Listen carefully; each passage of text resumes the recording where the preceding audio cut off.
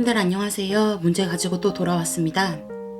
공중보건학개론은 사실상 선생님들이 꽈락이 제일 많이 나는 파트거든요.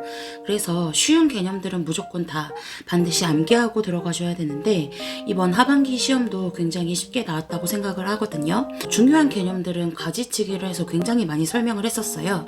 적중한 문제들도 꽤나 있었고 지금 23년도 상반기 시험 준비하고 계신 선생님들은 앞에 찍어놓은 대비 영상들은 반드시 꼭 보고 가셔야 됩니다.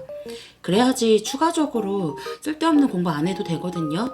시간을 절약해서 내가 확실하게 공부할 시간에는 집중적으로 암기할 거 확실히 암기하고 넘어가셔야 되고요. 공중보건 같은 경우는 제가 꽈락이 많이 난다고 했었잖아요. 제일 어려워하는 파트기도 하죠. 왜 그럴까요? 네, 어려운 개념도 물론 나오기도 하지만 특히 법규 같은 부분을 상당히 어려워하고 감염병 몇 급에 들어가는지를 어려워하기 때문에 상당히 이제 선생님들이 공부하기도 싫어하는 부분이기도 하죠. 하지만 저와 같이 공부하시면 중요한 개념들 확실히 정리해서 가실 수 있을 것 같아요. 51번부터 한번 보도록 하겠습니다. 올해 하반기에 나왔던 문제. 자, 감염병이 2대륙 이상 전 세계적으로 발생하는 양상. 틀리면 안 됩니다. 범유행성. 워낙 쉽게 나왔습니다. 범유행성 전 세계적으로 발생한다. 특히 코로나 같은 거. 팬데믹이라고도 하죠. 자, 그러면 나머지 내용들도 한번 보도록 하겠습니다. 주기적이라고 하는 거는요. 보통 우리가 2에서 4년마다 한 번씩 유행이 이제 주기적으로 일어나는 걸 얘기를 하는데 우리 공중보건에서는 대표적 예시로 백일해를 들어놓고 있어요. 그래서 백일해는 어떤 양상으로 발생하냐?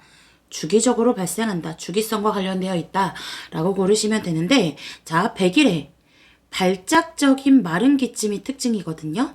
발작적인 마른 기침. 그래서 이 기침 해자, 한자 몰라도 되지만 기침 해자를 써서 백일해라고 해요. 그러다 보니까 양리에서 기침을 줄여주는 약을 뭐라 해요? 기침을 진압한다. 진해제라고 하잖아요. 대표적인 게 뭐 있어요? 그쵸, 코데인. 양리와 관련된 내용까지 갔고요. 자, 백일해는 놓칠 수 없는 중요한 부분이 있습니다. 그게 뭐예요? 백일해. 감염병 3개 묶어놓은 거 뭐예요? 그쵸. DTP. DTP에 들어가는 거 100대 맞아서 되게 아파. 제가 얘기했었거든요. 백일해, 디프테리아, 파상풍, DTP 항목으로 들어가죠. 2개월 간격으로 맞는다. 2개월 2, 4, 6 간격으로 맞게 되는데 중간에 못 맞힌 거 다시 처음부터 계획하는 게 아니라 놓친 것만 맞는다라고도 얘기했었죠. 자, 백일해 몇 급에 들어가요? 2급에 들어가는 필수 예방접종 항목입니다. 이거 아직도 특히 필수 예방접종 항목 아직 안 해오신 선생님들은 제 거에 무조건 암기 있잖아요. 이거 반드시 암기하고 들어가셔야 돼요. 자, 두 번째 유행성인 거 한번 볼게요. 전국적으로 여기는 아까 범유행성은 전 세계적으로, 유행성은 전국적으로 감염병이 단시간 내에 계속적으로 넓은 범위 내에서 일어난다. 유행성 감기 같은 거 들어가게 되고요. 다 토착성 볼게요. 토착성은 또 중요하거든요. 토착적이다. 지역적이다. 지방적이다. 편제적이다. 이런 말 나오면 무조건인데 대표적인 게 있어요. 우리나라에서 가장 많이 발생하는 토착성 감염병. 지방의 특수성에 의해서 그 지방의 환자가 주로 생기는 걸 얘기하거든요. 뭐예요? 우리나라에서 가장 많이 생기는 토착성 감염병. 그거 뭐죠? 장티푸스입니다. 장티푸스. 강물 지역에 있는 데서 뭐 낙동강, 강 지역에 사는 사람들이 민물고기 같은 거 생식 잘못해가지고 오는 거 뭐죠? 간 디스토마. 이런 것들이 토착성과 관련되어 있어요. 자, 그러면 또 가지를 쳐볼게요. 장티푸스 같은 경우는 대표적인 물 수인성 질환이라고 하거든요. 구강, 분변, 통로를 통해서 오는 감염병이라고 얘기를 하는데 장티푸스 같은 경우는 몇 급에 들어가요? 반드시 기억하셔야 되는데 2급.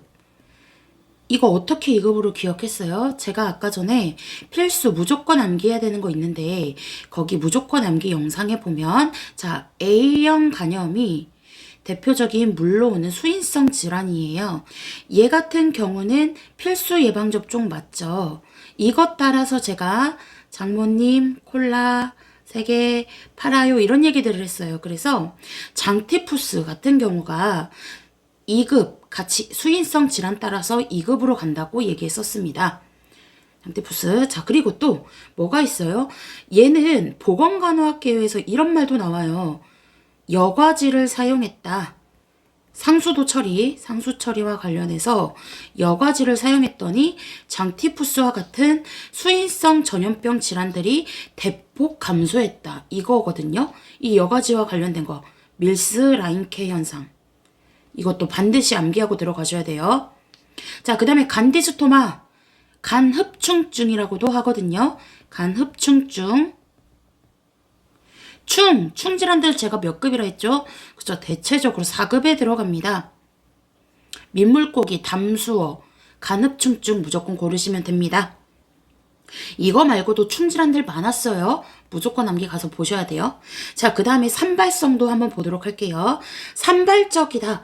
우리가 흩어져 있는 거 분산이라고 하잖아요.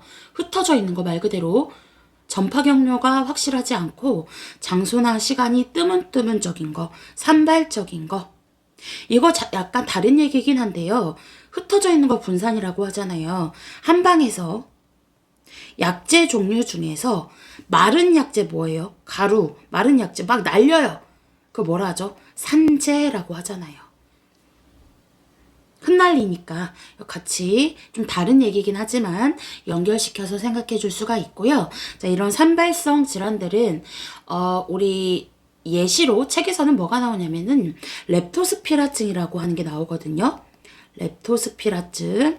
자, 이거는 야생동물의 소변이나 감염된 동물, 쥐로 인해서 전파가 되는 건데 이런 렙토스피라증 몇 급에 들어가요? 3급에 들어가거든요.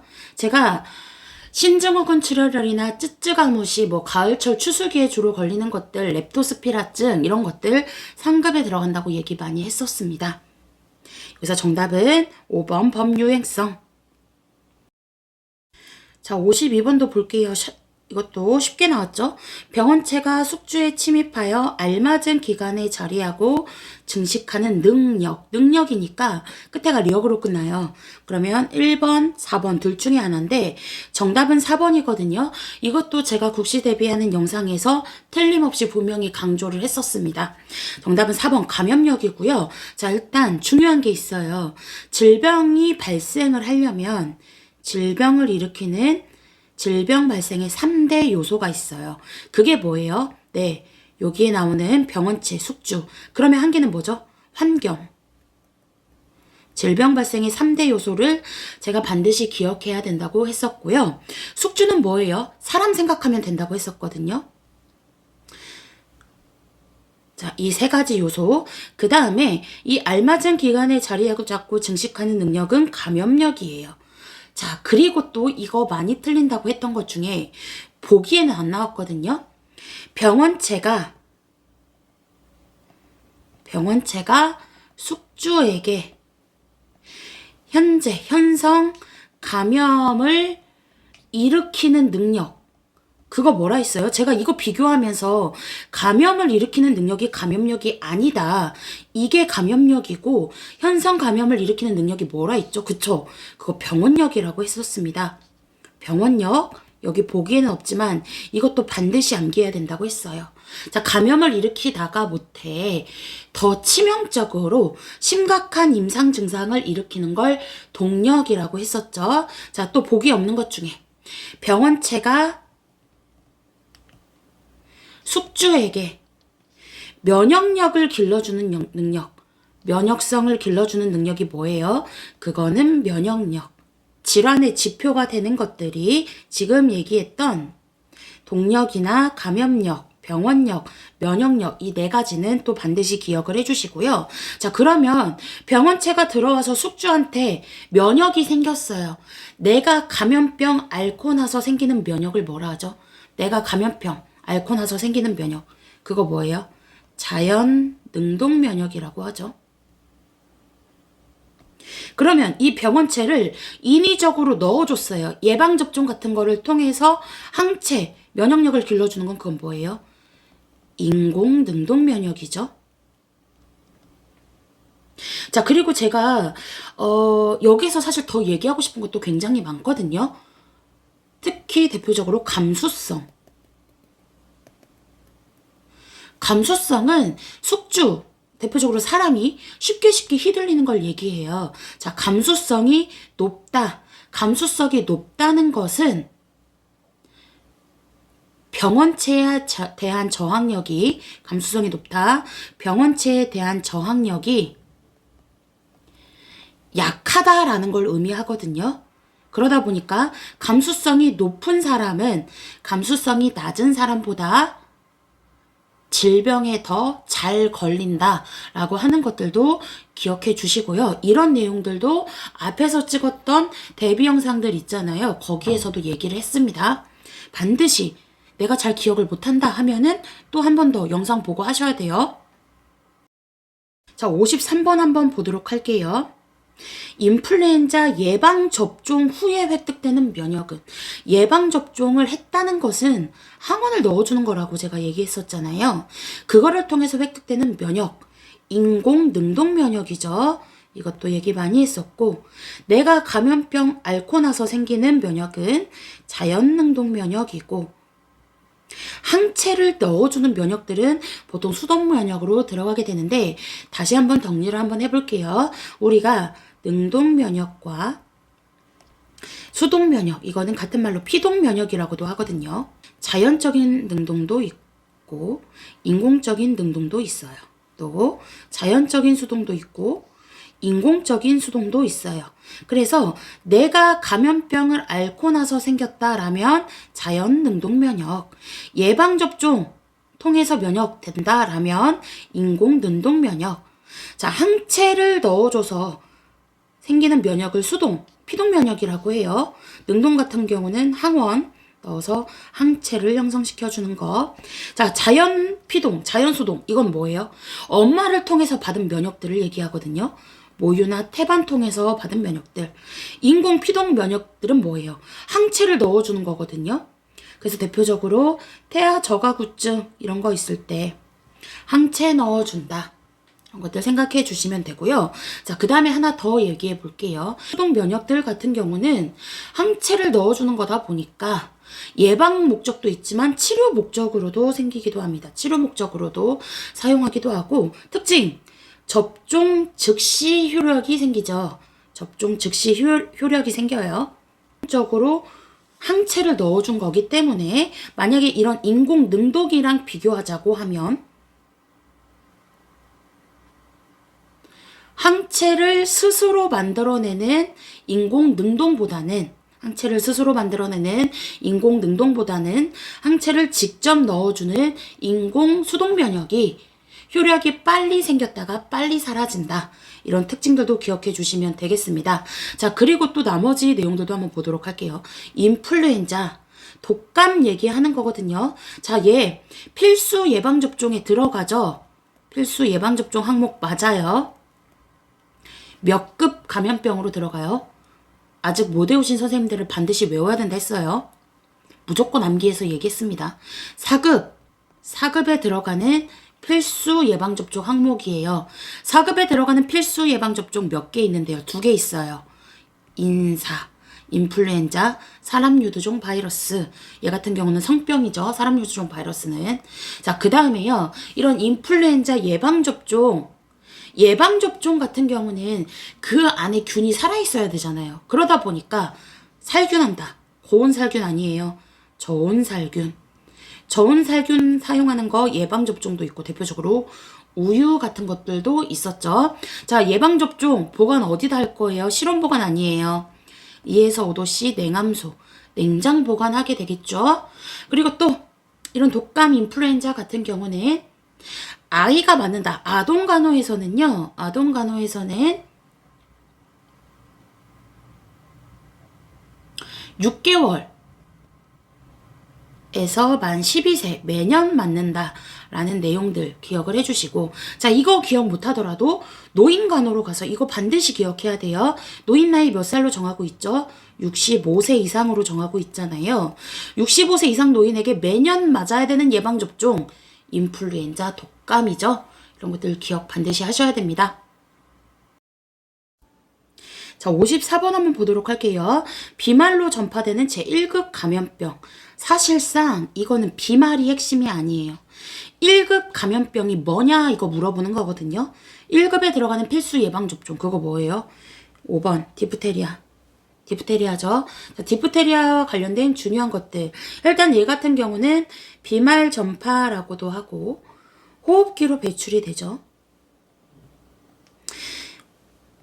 이 디프테리아 균 같은 경우는요, 심한 경우에 목 안에 인두나 희노, 편도를 침범해서 심한 경우에는 편도절제술, 기관절개술 같은 거 받을 수도 있다라고 얘기했습니다. 자, 편도절제술 중요한 거. 찬유동식. 그 다음에요, 아이스 칼라라고 하는 거. 얼음 칼라. 목에 두르는 거죠. 수술하고 나서. 다음 중 편도절제술 시행한 대상자에게 올바른 시기는 찬유동식. 다음 중 편도절제술 시행한 대상자에게 효과적으로 적용할 수 있는 것은 아이스 칼라, 얼음 칼라, 목에 두르는 거 얘기를 합니다. 자, 그리고 또 이런 거 편도절제술 미리 책정된 진료비로 지불한다. 포괄수가제. 전범위 다 다루고 있어요. 그 다음에요, 이 디프테리아 같은 경우는 제가 감염병 3가지 항목 묶어놨어요. DTP. 2개월 경에 맞는 예방접종 고르라고 해요. 예. 그럼 얘에 들어가는 거 뭐 있죠 또? 백일에 디프테리아, 파상풍. 뭘로 외우든 간에 상관없어요. 근데 이 3가지 항목은 반드시 기억하라고 해요. 저는 선생님들한테 쉽게 기억하도록 하기 위해서 100대 맞아서 되게 아프다 이렇게 얘기를 많이 하거든요. 백일에 2급, 디프테리아 1급, 파상풍 3급 반드시 기억하셔야 되죠. 2, 4, 6 이게 중요한 게 아니라 제가 아까 앞쪽에도 얘기했지만 무조건 암기에 어떻게 외우는지까지도 설명을 했기 때문에 반드시 암기하고 돌아오셔야 돼요. 자, 그래서 이거 2, 4, 6 간격으로 맞는다. 그 다음에 얘 같은 경우는 진단하는 테스트가 시크 테스트라고 하는 것들도 있었죠. 앞에서 얘기했던 이 많은 내용들을 제대로 암기하신 선생님들은 이런 진단 테스트까지도 기억하셔도 돼요. 근데 내가 이런 선행학습이 안 돼 있는데 이 앞에 있는 걸 제대로 중요한 걸 외우지도 못하는데 이상한 거 꽂혀가지고 외우지 마세요. 자, 그리고 또 갑니다. 나머지 내용에서 중요한 것들도 볼게요.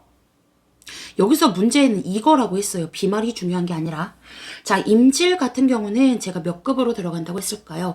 얘 대표적으로 성매개 질환이거든요. 성접촉으로 전파돼요. 접촉.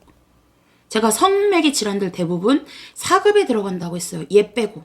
에이즈, 후천성 면역 결핍증. 걔는 몇 급? 3급.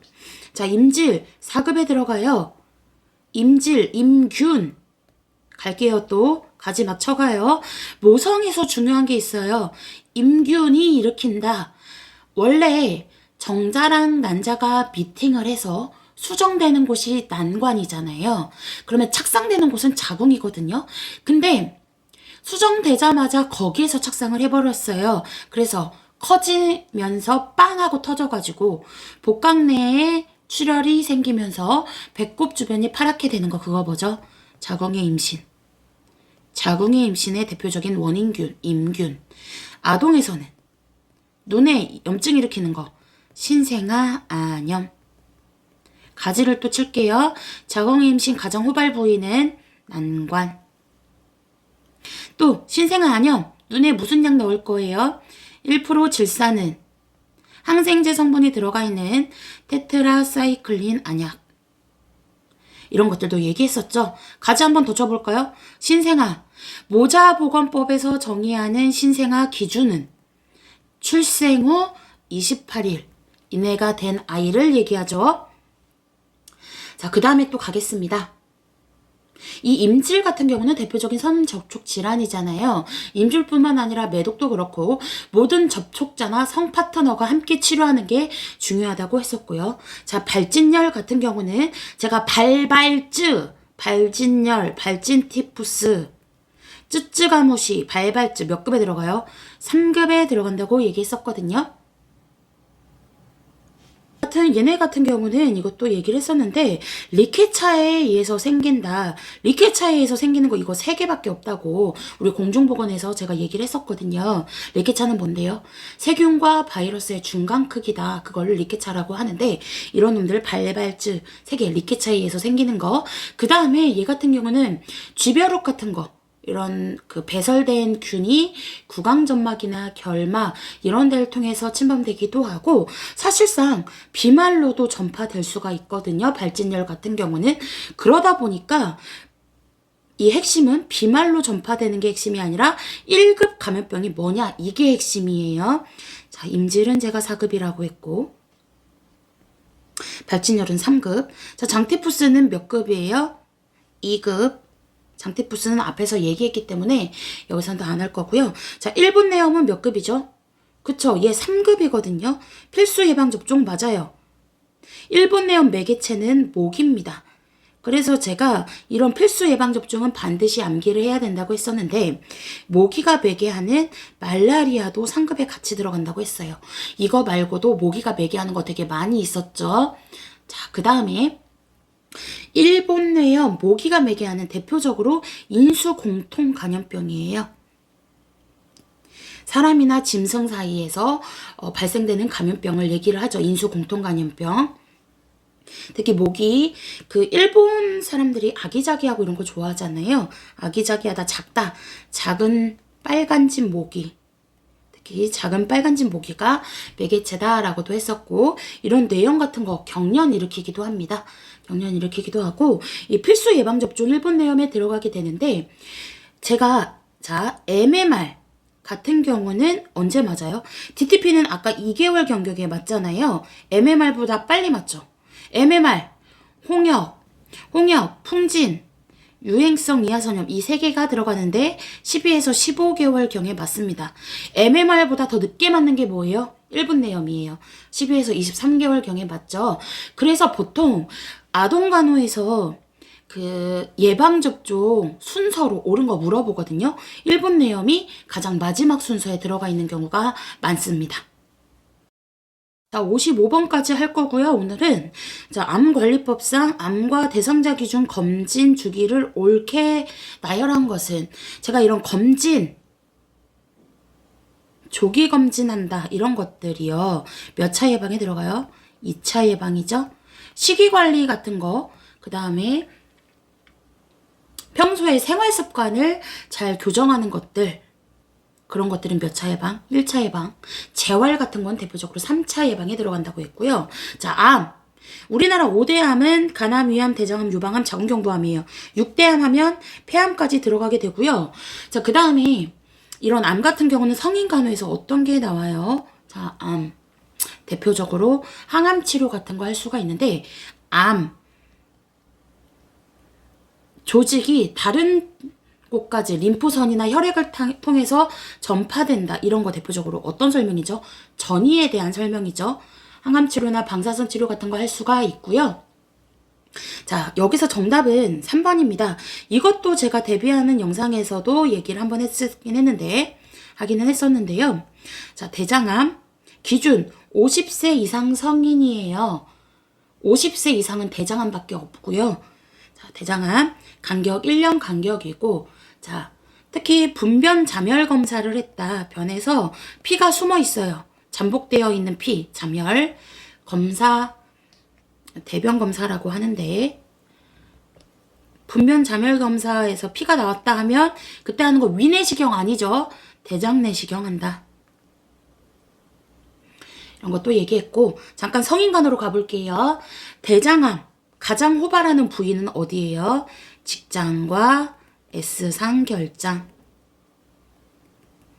또 가지치기 갑니다. 자, 대장. 대장을 이루는 구성 성분 뭐예요? 맹장, 결장, 직장 이것도 얘기했고 직장 체온은 우리 몸의 신부 체온을 반영하거든요.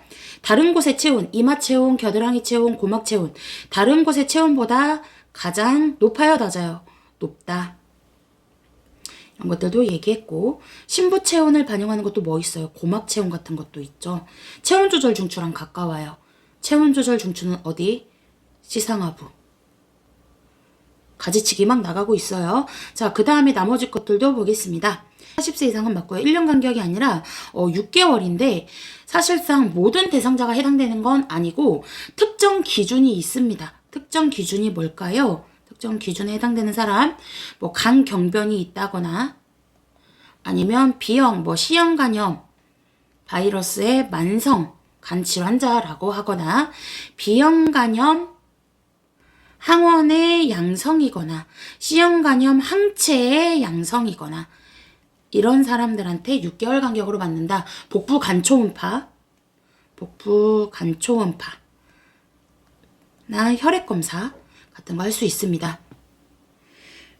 그 다음에 위암도 보도록 할게요. 위암 같은 경우는 50이 아니고 40세 이상이고요. 40세 이상 증상 같은 거 없어도 2년마다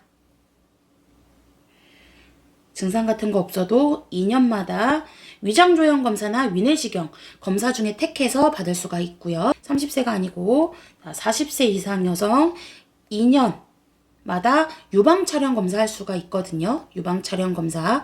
자, 유방암은 중요한 게 있으니까 또 설명을 할게요. 유방암 같은 경우는 호발하는 사람이 더 잘 걸리는 사람이 뭐예요? 에스트로겐에 오래 노출된 사람이 더 잘 걸리게 되고 자 유방암 자가검진 기본간호 성인간호에도 이런 내용이 나오거든요. 언제 하죠? 우리 일반적으로 여성들 할 수 있어요. 언제? 매달 생리 끝나고 2에서 7일경 유방이 부드러워지는 시기에 할 수가 있고 내 유방을 내가 만져보는 거잖아요. 바깥쪽에서 안쪽으로 검진을 하게 되고 젖꼭지 짜보죠. 유두 짜보는데 분비물 같은 거 없어야지 정상이다. 자, 또 갑니다. 유방암이 있어서 유방절제술 했어요. 유방절제술 시행한 쪽에 환측 부위 팔에 뭐 안 돼요. 그쵸. 혈압계 커프 감는 거 안 되고 주사, 정맥 주사 안 되죠. 림프 같은 게 림프선이 많이 있다 보니까 막 코끼리 팔처럼 붓기도 하거든요. 수술 부위 잘 붙어라고 유합 촉진을 위해서 압박 드레싱, 압박 붕대 같은 거 감는다라고도 생각해 주시면 되고 자 대표적인 재활 손가락으로 벽 오르기 같은 것도 할 수 있어요. 지퍼 올리기도 할 수 있어요. 머리 빗기도 할 수 있어요. 근데 모래주머니 같은 거 들기 안 되는 거죠. 자, 제가 재활 몇 차 예방? 3차 예방에 들어간다고 얘기했습니다. 그 다음에 자궁경부암도 볼게요. 자궁경부암 같은 경우는 10세, 20세 이상 2년마다 대표적으로 그 뭐죠? 자궁경부암 조기 검사하는 그 자궁경부 세포 검사 이렇게도 나오거든요. 이거 뭐예요? 파파니콜라우 도말 검사라고 생각하시면 됩니다. 자궁경부암 검사. 그러면 이 검사하기 전에 주요 사항들 있잖아요. 12시간 전에 질세척 금지, 부인과 검진 자세. 그거 뭐죠? 다리를 쳐 들어야 되잖아요. 절석위, 쇠석위라고 하는 거. 그리고 또 우리가 대체적으로 검사 같은 거 할 때 소변 비우죠. 방광 비우기. 그리고 자궁경부가 나왔잖아요. 자, 자궁경부가 있고 저부가 있죠. 자궁 같은 경우는 여자의 내부 생식기가 맞아요? 아니에요? 맞죠? 여자의 내생식기 4개를 반드시 기억하라고 했었습니다. 질, 자궁, 난관, 난소. 자궁은 가장 위쪽의 저부, 아래쪽 질이랑 가까운 걸 경부라고 하죠. 자, 커진 배로 인해서 배가 점점 커져가지고 임신한 산모가 자궁 저부가 검상돌기까지 올라갔다 내려가는 시기. 임신 몇 개월? 9개월, 36주. 이것도 기억하자고 얘기했었고, 자궁 같은 경우는 출산 전후에 가장 큰 변화를 일으키는 여자의 내 생식기다. 태아가 발육하는 장소다. 이런 얘기들도 수도 없이 가지를 쳐서 막 얘기를 했었습니다. 오늘은 여기까지 하도록 할게요. 선생님들 이제 시험 날짜 나왔죠? 공부 열심히 하셔야 되고요.